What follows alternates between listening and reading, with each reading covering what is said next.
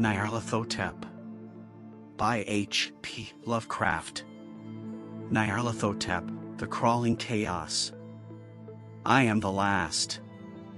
I will tell the audient void. I do not recall distinctly when it began, but it was months ago. The general tension was horrible. To a season of political and social upheaval was added a strange and brooding apprehension of hideous physical danger, a danger widespread and all-embracing, such a danger as may be imagined only in the most terrible phantasms of the night. I recall that the people went about with pale and worried faces, and whispered warnings and prophecies which no one dared consciously repeat or acknowledge to himself that he had heard. A sense of monstrous guilt was upon the land, and out of the abysses between the stars swept chill currents that made men shiver in dark and lonely places. There was a demoniac alteration in the sequence of the seasons. The autumn heat lingered fearsomely, and everyone felt that the world and perhaps the universe had passed from the control of known gods or forces to that of gods or forces which were unknown. And it was then that Nyarlathotep came out of Egypt.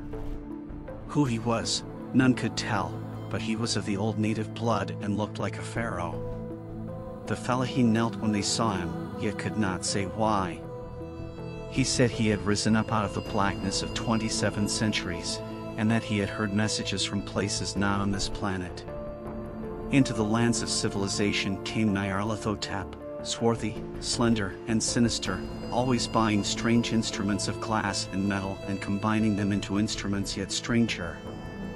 He spoke much of the sciences of electricity and psychology and gave exhibitions of power which sent his spectators away speechless, yet which swelled his fame to exceeding magnitude. Men advised one another to see Nyarlathotep, and shuddered.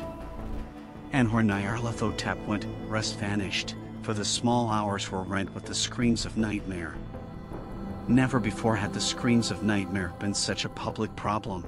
Now the wise men almost wished they could forbid sleep in the small hours, that the shrieks of cities might less horribly disturb the pale, pitying moon as it glimmered on green waters gliding under bridges, and old steeples crumbling against a sickly sky. I remember when Nyarlathotep came to my city, the great, the old, the terrible city of unnumbered crimes. My friend had told me of him, and of the impelling fascination and allurement of his revelations, and I burned with eagerness to explore his uttermost mysteries.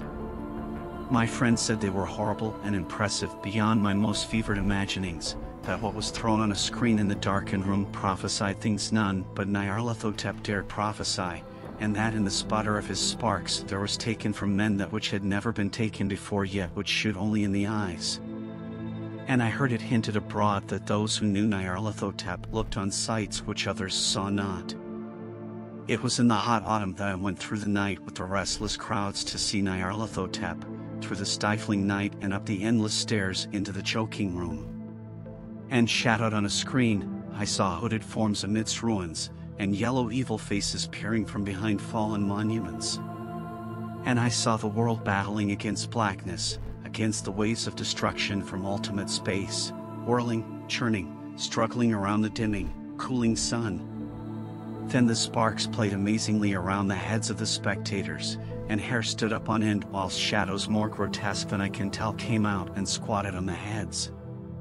And when I, who was colder and more scientific than the rest, mumbled a trembling protest about imposture and static electricity, Nyarlathotep drave us all out, down the dizzy stairs into the damp, hot, deserted midnight streets.